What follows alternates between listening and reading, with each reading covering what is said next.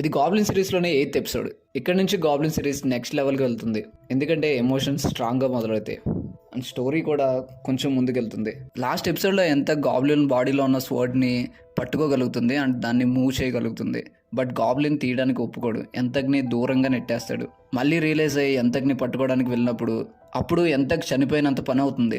మళ్ళీ వెళ్ళి గాబ్లినే కాపాడతాడు. అప్పుడు ఆ రోడ్డు మీద ఉన్న కార్స్ అండ్ బస్సెస్ కొంచెం డ్యామేజ్ అవుతాయి. ఎంతక్ని పట్టుకున్న తర్వాత తను స్పృహ తప్పుతుంది. ఇంటికి వెళ్ళి గాబ్లిన్ తనని బెడ్ మీద పడుకోబెడతాడు.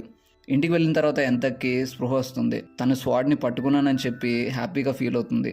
గాబ్లిన్ తన వైపు చూస్తూ ఉండిపోతాడు, ఎందుకంటే తనే నిజమైన గాబ్లిన్ ప్రైడ్. గాబ్లిన్కి జీవితం మీద ఆశ లేనప్పుడు తను అసలు కనిపించలేదు. ఇప్పుడు గాబ్లిన్ జీవితం మీద ఆశ మొదలైనప్పుడు తన చావు తన ముందు ప్రత్యక్షమవుతుంది. గాబ్లిన్ ఎంతకని కాపాడినప్పుడు రోడ్డు మీద డ్యామేజ్ అయిన కార్స్ అన్ని దాని వీడియో సోషల్ మీడియాలో అప్లోడ్ అవుతుంది. దాన్ని దెక్కువ చూస్తాడు. వెంటనే గ్రిమ్ రిప్పర్ని తీసుకుని వెళ్ళి డ్యామేజ్ అయిన కార్స్కి దెక్కువ మనీ ఇస్తాడు అండ్ వాళ్ళ మెమోరీస్ని చెరిపేలా గ్రిమ్ రిప్పర్ చేస్తాడు. తర్వాత సోషల్ మీడియాలోంచి వీడియోని డిలీట్ చేస్తారు. తర్వాత ఎంత రూమ్లో ఉన్నప్పుడు ఆ ఇన్సిడెంట్ గురించి ఆలోచిస్తూ ఉంటుంది. హాల్లో ఏదో సౌండ్ వస్తుందని చెప్పి బయటకు వచ్చి చూస్తే గాబ్లిన్ ఫ్లోర్ మీద పడిపోయి ఉంటాడు. పక్కనున్న గ్రిమ్ రిప్పర్ తను పడిపోలేదు, పడుకున్నాడు, డిస్టర్బ్ చేయకు అని అంటాడు.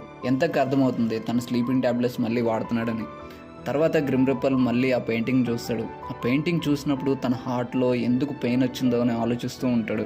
ఎంత గాబ్లిన్ ఉన్న ప్లేస్లోని క్యాండిల్స్ వెలిగిస్తుంది. గాబ్లిన్ పక్కనే తను కూడా పడుకుంటుంది. గాబ్లిన్కి అప్పుడు మెలకువ వస్తుంది. ఇద్దరు మాట్లాడుకుంటారు. ఈ సీన్ చాలా రొమాంటిక్ వైపుని తీసుకొస్తుంది. గాబ్లిన్ తన ఫస్ట్ లవ్ గురించి ఎంతకు అప్పుడే చెప్తాడు. నెక్స్ట్ ఎంత గాబ్లిన్ చైనీస్లో రాసుకున్న తన ఫస్ట్ లవ్ లెటర్ని ట్రాన్స్లేట్ చేయమని చెప్పి దెక్కువకు చెప్తుంది. కానీ దెక్కువ అలా చేయడానికి తనకి ఒక శాండ్విచ్ ఇప్పిస్తుంది. దెక్కువ 100 సైడ్స్ క్రితం అని చెప్పి ట్రాన్స్లేట్ చేయడం స్టార్ట్ చేస్తాడు. బట్ ఎంతకు జలస్ ఫీల్ అయ్యి వెంటనే తనే ఆపేయని ఉంటుంది. తర్వాత దెక్కువ వాళ్ళ తాతయ్య గాబ్లిన్కి ఇవ్వమని చెప్పిన పెయింటింగ్ తీసుకుని వచ్చి గాబ్లిన్కి ఇస్తాడు. అండ్ ఈ పెయింటింగ్ని గ్రిమ్ రిప్పర్ చూశాడు. తను చూసినప్పుడు ఏడ్చాడని చెప్పి గాబ్లిన్కి చెప్తాడు. సో గాబ్లిన్ గ్రిమ్ రిప్పర్ దగ్గరికి వెళ్ళి అడుగుతాడు, గ్రిమ్ రిప్పర్, నేను చాలామంది సోల్స్ని చూశాను, బట్ నాకు ఎవరు తెలిసినట్టు అనిపించలేదు. ఈ పెయింటింగ్ చూసినప్పుడు నాకు ఎవరో తనకు తెలిసినట్టు అనిపించింది, కానీ తన మెమొరీ నా బ్రెయిన్లో లేదని చెప్తాడు. అండ్ ఆ పెయింటింగ్ చూసినప్పుడు నాకు చాలా బాధగా అనిపించింది, నా గుండె ముక్కలు అయిపోతున్నట్టు నేను ఫీల్ అయ్యాను అని చెప్పి గాబ్లిన్తో అంటాడు. లాస్ట్లో ఇంతకీ తను ఎవరు అని చెప్పి గాబ్లిన్ అడుగుతాడు. గాబ్లిన్ తను నా చెల్లి అని చెప్తాడు.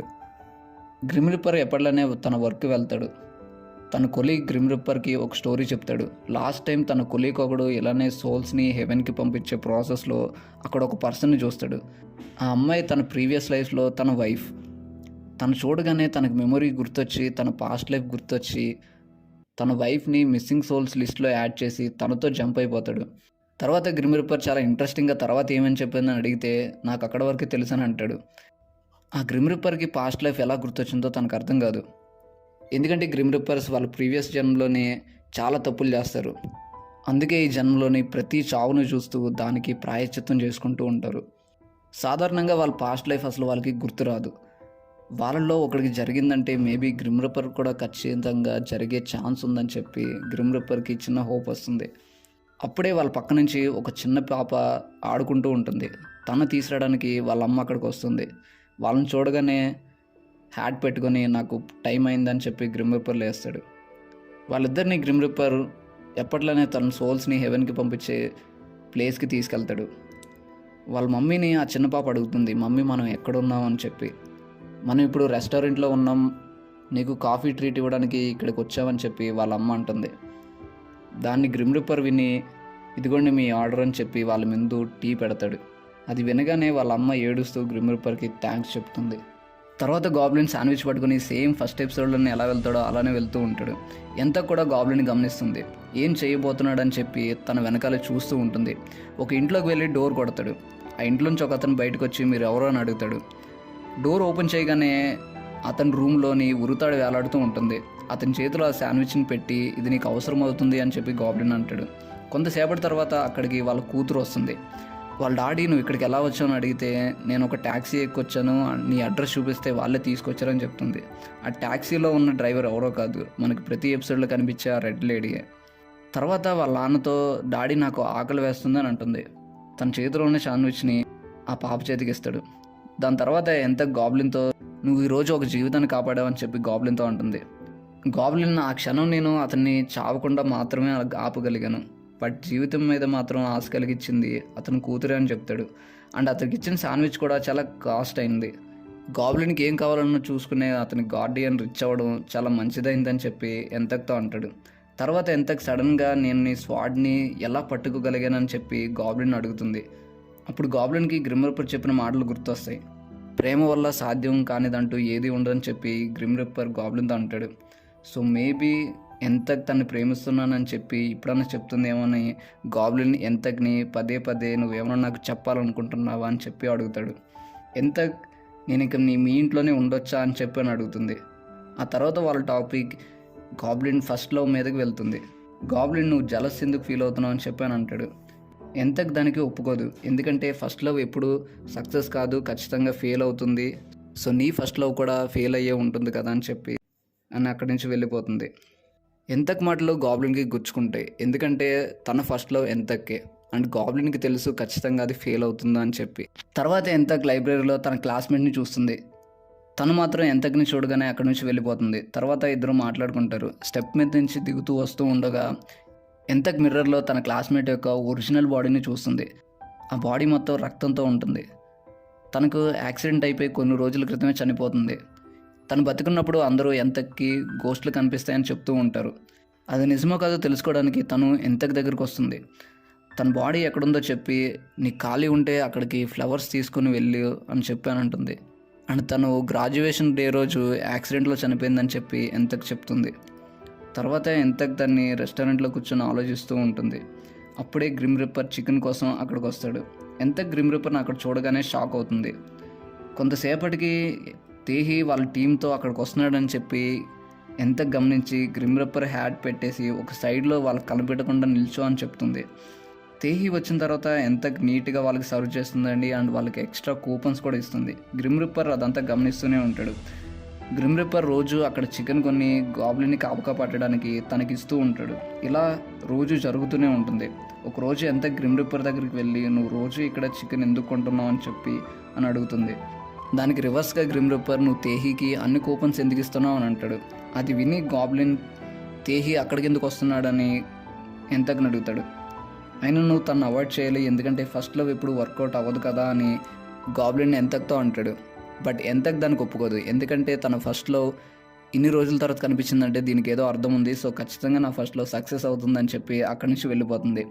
నెక్స్ట్ డే తేహి రూమ్లోని తను చిన్నప్పుడు మాయం చేసిన పియానో ప్రత్యక్షం అవుతుంది. తర్వాత ఎంతకు తన ఎంట్రన్స్ ఎగ్జామ్ రాసిన యూనివర్సిటీలో ఇంటర్వ్యూ ఉంటుంది.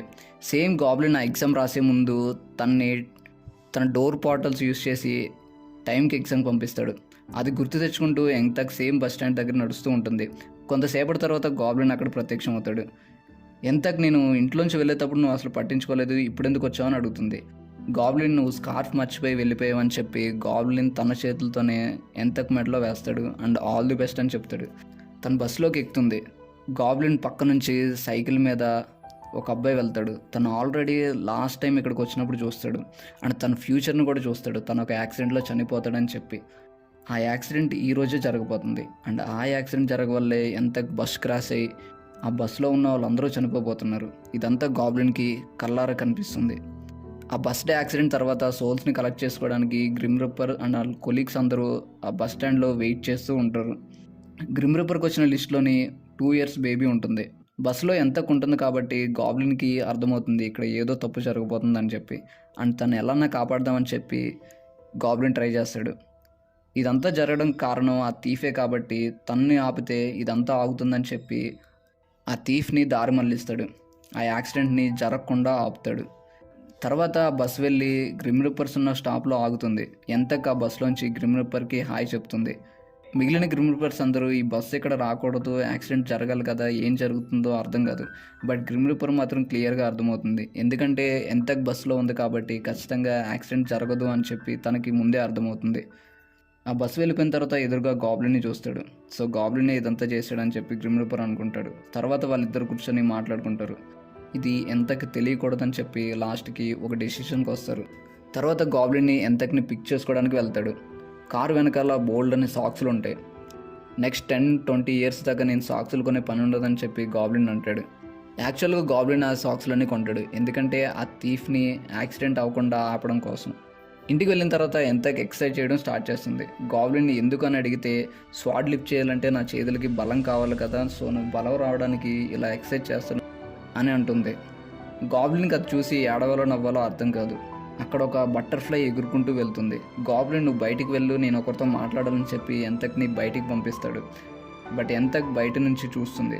గాబ్లిన్ ఆ బటర్ఫ్లైతో మాట్లాడతాడు. గాబ్లిన్ ఆ బటర్ఫ్లైని ఆల్మైట్గా అనుకుంటాడు. సో దానితో నువ్వు కిందకి రా, నువ్వు మాట్లాడుకుందాం మన ఇద్దరం అని చెప్పి ఫన్నీగా మాట్లాడుతూ ఉంటాడు. అది చూసి ఎంత గాబ్లిన్కి ఏమన్నా పిచ్చి పట్టిందా అని అనుకుంటుంది. తర్వాత గాబ్లిన్ ఎంతకి దగ్గరకు వచ్చి ముందు నేను ఇలా ఉండేవాడిని కాదు, నేను లవ్ చేస్తున్నాను కాబట్టే ఇలా అయ్యాను అని చెప్పి ఎంతక్తో అంటాడు. ఎంతక్ సర్ప్రైజ్ అవుతుంది. తర్వాత సన్నీ కాఫీ షాప్లో కూర్చొని రోడ్డు మీద వెళ్ళే వాళ్ళందరినీ లెక్కేస్తుంది. కరెక్ట్గా 50 అనే నెంబర్ వచ్చేసరికి గ్రిమ్ రిప్పర్ అక్కడికి వస్తాడు. తను వచ్చి ఫోన్ని చూపిస్తాడు. సన్నీ వెళ్ళి తన ఫోన్ చెక్ చేసుకుంటే 10 మిస్డ్ కాల్స్ ఉంటాయి. నువ్వెప్పుడు నాకు కాల్ చేయవు కాబట్టి నేను ఫోన్ చూసుకోవడం మానేశానని చెప్పి గ్రిమ్ రిప్పర్తో అంటుంది. అయినా సరే నువ్వు 10 సార్లు చేసావంటే ఖచ్చితంగా ఏదో ఇంపార్టెంట్ విషయమే అయి ఉంటుందని చెప్పి సన్నీ గ్రిమ్ రిప్పర్ని అడుగుతుంది. లాస్ట్ టైం వాళ్ళిద్దరు కలిసినప్పుడు గ్రిమ్ రిప్పర్ని రిలీజియన్ అడుగుతుంది. గ్రిమ్ రిప్పర్ అది తెలుసుకున్న వెంటనే నేను నీకు కాల్ చేసి చెప్తానని అంటాడు. సో అది చెప్పడానికి కాల్ చేశానని చెప్పి గ్రిమ్ రిప్పర్ అంటాడు. తర్వాత సన్నీ తన ఒరిజినల్ నేమ్ కిమ్ సాన్ అని చెప్తుంది. బట్ తన పేరు తనకి ఇష్టం ఉందని సన్నీగా మార్చుకుంటుంది. కానీ తను ఇష్టం లేకపోయినా తన పేరు పెట్టుకోవాల్సి వచ్చిందని, పాస్ట్ లైఫ్కి దానికి ఏదో మీనింగ్ ఉందని చెప్పి సన్నీ అనుకుంటుంది. సేమ్ అదే టైంకి గాబ్లిన్ ల్యాంతర్ మీద కిమ్సాన్ అండ్ యాంగు అని 2 నేమ్స్ రాసి దాన్ని గాల్లో ఎగరేస్తాడు. దెక్కువకి వాళ్ళ తాతయ్య ప్రతి సంవత్సరం తను ఇక్కడికి వచ్చి ఇలానే చేస్తాడని దెక్కువతో అంటాడు. దెక్కువ వాళ్ళు ఎవరు అని అడిగితే వాళ్ళు తనకి బాగా కావాల్సిన వాళ్ళు అని చెప్పి వాళ్ళ తాతయ్య అంటారు. ఆ ల్యాంతర్ మీద రాసిన ఒక పేరులో తన చెల్లి నేమ్, ఇంకొక పేరు తన కింగ్ నేమ్. తన ఫ్లాష్ బ్యాక్లో తన కింగ్ గాబ్లిన్కి ఒక కత్తి ఇస్తాడు. ఆ కత్తే గాబ్లిన్ చెస్ట్లో ఉంటుంది. సో అది తీసుకొని నువ్వు ఇక్కడి నుంచి వెళ్ళిపో, నీ చావు కూడా మాకు తెలియాల్సిన అవసరం లేదని చెప్పి గాబ్లిన్కి ఆర్డర్స్ పాస్ చేస్తాడు. ఆ ల్యాంతర్ మీద గాబ్లిన్ ఒక నేమ్ ఇష్టంతో రాసింది అండ్ ఇంకొక నేమ్ కోపంతో రాసింది. సేమ్ అదే టైంకి గ్రిమ్ రిప్పర్ హార్ట్లో మళ్ళీ పెయిన్ స్టార్ట్ అవుతుంది. వీళ్ళ నలుగురికి ఏదో కనెక్షన్ ఉంది. బట్ ప్రస్తుతానికి మనకు తెలిసింది గాబ్లిన్ సిస్టర్ సన్నీ అని. ఇంటికి వచ్చిన తర్వాత గాబ్లిన్ ఎంత కోసం వెయిట్ చేస్తూ ఉంటాడు. ఈరోజు తనకి నిజం తెలియకపోతే ఇంకా 100 ఇయర్స్ వరకు తనకి నిజం తెలియదని చెప్పి ఫిక్స్ అవుతాడు. అప్పుడే అక్కడికి ఆ రెడ్ లేడీ అక్కడ వస్తుంది. గాబ్లిన్ తను చూడగానే కనిపెట్టేస్తాడు తను గాడ్ అని చెప్పి. అంటే గాబ్లిన్ సిరీస్లో ఆల్మైట్గా నమ్మేది తన్నే. నువ్వు వెంటనే చనిపోవాలని చెప్తుంది. గాబ్లిన్ బాధతో నిండిపోయి ఉంటాడు. నేను కావాలి అనుకున్నప్పుడు నాకు చావు రాలేదు, ఇప్పుడు నాకు బతకాలని ఉంది, ఎందుకు ఇలా చేస్తున్నారు అని చెప్పి అని అంటాడు. నువ్వు ఇలానే చేస్తే ఎంత త్వరలోనే చనిపోతుంది అని అంటాడు. ఇప్పటికే తనని 2 సార్లు చనిపోవడం నువ్వు కళ్ళారా చూసావని గాబ్లిన్తో అంటుంది. ఎంత ఒక పక్క గాబ్లిన్ చెస్ట్లో ఉన్న కత్తి తీస్తే ఏమవుతుందని చెప్పి గ్రిమ్ రిప్పర్ని అడగడానికి వెళ్తుంది. గ్రిమ్ రిప్పర్ నిజం మొత్తం చెప్పేస్తాడు. అండ్ తన ఫస్ట్ లెటర్ని ట్రాన్స్లేట్ చేయమని చెప్పి కూడా అడుగుతుంది. అందులో ఏముంటుందంటే, సరిగ్గా ఇక్కడ నుంచి 100 ఏళ్ళ తర్వాత ఒక మంచి సాయంత్రం రోజు నేను నీకు ఒక విషయం చెప్పాలనుకుంటున్నాను. అదేంటంటే నువ్వేనా మొదటి ప్రేమ అని.